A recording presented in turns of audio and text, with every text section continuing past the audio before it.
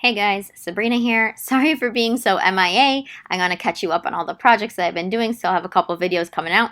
First things first, this is one of my small group binders. You can see how thick it is.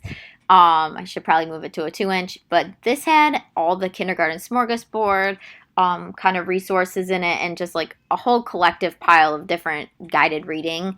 But now I really just wanted just to have the reading A to Z benchmark books in this binder. Um, I want it to be in just one place. So as you can see, it kind of goes in alphabetical order. In each kind of like plastic tab, I have the fiction on one side with the recording sheet and the questions. And then on the opposite side, I have the nonfiction with the questions. And then after it, I have all the recording sheets. So if I have a kid coming, I can just pull the copy of the running records and the questions, and that way I can keep it in their data binder. So I just have done this all the way up, as you can see, C and D. So I did this all the way up to, I think it might have been I or J. We'll check here. Just to have another way to progress monitor my kids. I do like using a mix of decodables and level readers in my small group. I think that's very important for comprehension reasons. So I do like to test my kids to make sure that I'm pushing them and they're growing. So I do like to have it all the way up to I or J is usually where my kids end up at the end of the year in first grade. So as you can see, I went all the way up to, J. So here's the J, here's the fiction one. And yeah, so that was my kind of first project that I wanted to catch up on, just to have this all organized and ready to go with copies. So in the, in the middle of the year, you're not running around trying to find a copy as soon as you have a kid sit down. So my next project is my library. Say hi to Mr. Wyatt. Anyways, let me open this box up. So I wanted to use up my points from my Scholastic Book Club orders, so I ordered all these books. I got the Pigeon books. I really like to have a lot of like the I Can Read books at different levels, like the 1, 2, and 3. So I live in Florida, so now we have all the new laws and everything, which really doesn't affect the books that I'm ordering anyways, but I do like to try to look up all the books on YouTube before I do purchase them, just to make sure everything is acceptable. And I really like this. That was a huge pack, and I got it for I think it was 200 points. So that's really awesome. If you don't have a Scholastic book club page, I highly recommend it. And score, I got this free bag. How cute is this? Fun fact that I'm obsessed with bags, so any free bag that I can get, especially one that has pockets, like for my cell phone. Obviously, Wyatt has to check it out too. He approves. So really looking forward to that. If you haven't signed up for the Scholastic Book Club, do it. So as I mentioned before, I'm in Florida. So I haven't been asked to do this yet, but just because I've been hearing a lot of things and reading the law, I thought it'd be way easier to just set up a Google Sheets that had all my library books in it. That way I can just make a QR code and give it to the parents. Maybe even have them sign a permission slip to the library just so they have access to know what books are in my library. I'm not against that at all as a teacher and as a parent. It's more work, obviously, but that's okay. So here's my library bins box. I do use this tape. I got these from Pocket Full of Primary. I love her stuff. I bought this on Amazon, and I'm not going to show my bookmark thing, but I have that too. So I use that round thing to cut those out, and I put it onto the books. And then I have my named a stamp in it. And I kind of put them in two different bags, popular chapter books, and then I put it into more of the holiday books. And these are the labels that I put on my book bins. I'm gonna have to print new ones. I've been using those for the past 2 years, and just ripping them on and off to move them has not done them well. So let's get to labeling all these books and getting them in my library. Update, going through all my old library books and putting them into the slideshow and not the slideshow, into the Google Sheets and making sure that they're okay, and just making sure they're labeled with the correct library bin label. And yeah, that was a lot of work, and I'm fairly sure my husband is very glad that all my classroom library books are now picked up from our living room. So the next project that I'm kind of working on slowly, and probably going to be working out throughout this year, is making my own math centers. So this is just the best standards. It's the PDF version, so I'm using this to kind of create my own standards. Not my own standards, sorry, my own centers. I have centers that I've used that I bought off TPT for the past 2 years that were aligned to Go Math perfectly, and I love those centers. I have no problem with those centers. I'll link them down below so you can check them out if you use Go Math. But I'm possibly having a new math curriculum, and I wanted to have more of a spiraling center, so that way each month is spiraling all the skills that we have learned thus far or in kindergarten. So these are just like ones I've been working on to review kindergarten skills just for the beginning of the year and aligning them to making sure, going through each standard and making sure that I have a center in the month of August that aligns to the kindergarten standards that they should have already mastered. So that way is like a kind of a good review. So yeah, I'm kind of looking forward to this. This is a project I've been working on very slowly. I'll keep you updated, but I'm kind of excited. It's been fun to, go through all the standards and make my own centers.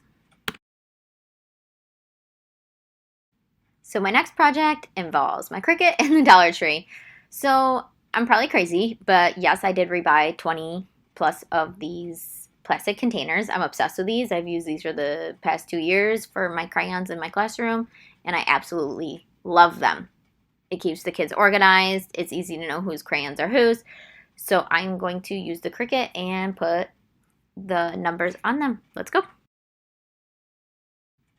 All right, here's the finished project. I used KG Miss Kindergarten.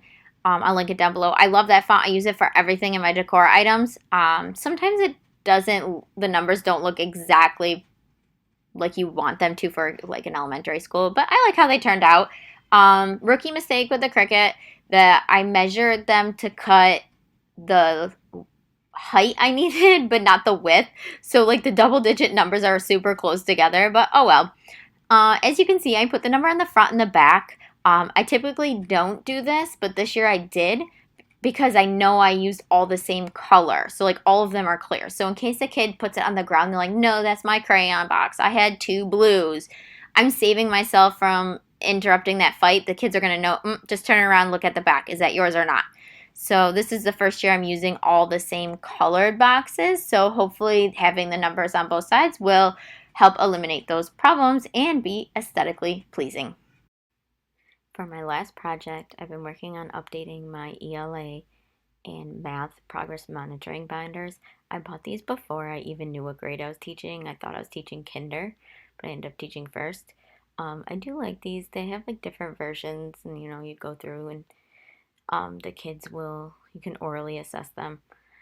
The ELA one, I just don't really love for first grade. I think that there's a lot of good in here, but I want to be more intentional with my small group and my progress monitoring.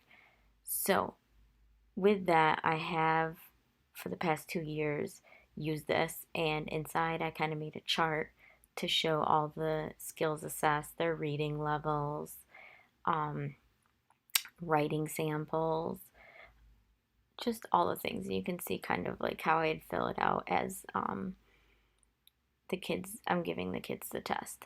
So I really do like using these for progress monitoring, but this year I'm going to use the T West Little Minds at Work progress monitoring for her pre and post to go with her small group phonics or the guided phonics. So so instead of using the old black binder, now I'm going to use this smaller weight binder to have the test in it.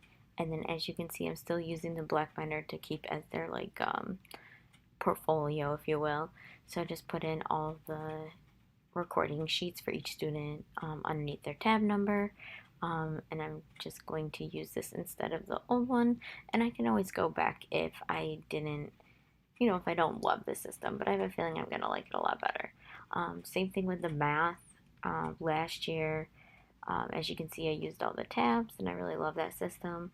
Um, but I didn't have them in any order. So I created this sheet to go along with all the different types of assessments that she provided in the binder. And there is 3 different versions. So I put 1, 2, and 3. Just kind of have a quick glance of like which version they did.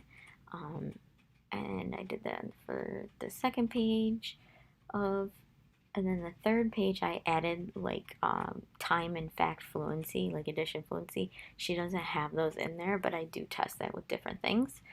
So as you can see, here's an example of one of the progress monitoring where the kids have to identify the numbers. And you see I did all like the numbers in the beginning, and I didn't really sequence it in the best way. So that's kind of what I'm working on now. I'm not going to be changing this one, but I just want to make it so it's easier for me to put it in like some kind of order. And here's the hard copy of the test. So I just put this binder in front of the kids, and they love this. They absolutely love doing this, which is kind of surprising for me as a first when I was teaching for my first year. I was like, I thought the kids would not like the one-on-one, but they love coming back to the table and like doing the tests. So as you can see, there's the different copies. I just put it in sheet protectors.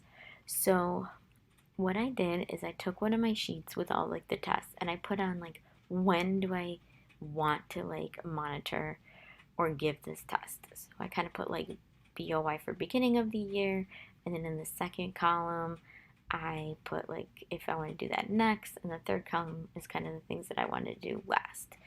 So this was been a lot of printing, but it's been worth it, and I did update these. So this was kind of the last project I've been working on. Please hit subscribe or like or comment below of anything you really want to see. I do have a planner video coming out, and I have a few more projects that I'm finishing up before I get into all the back to school stuff. Bye guys.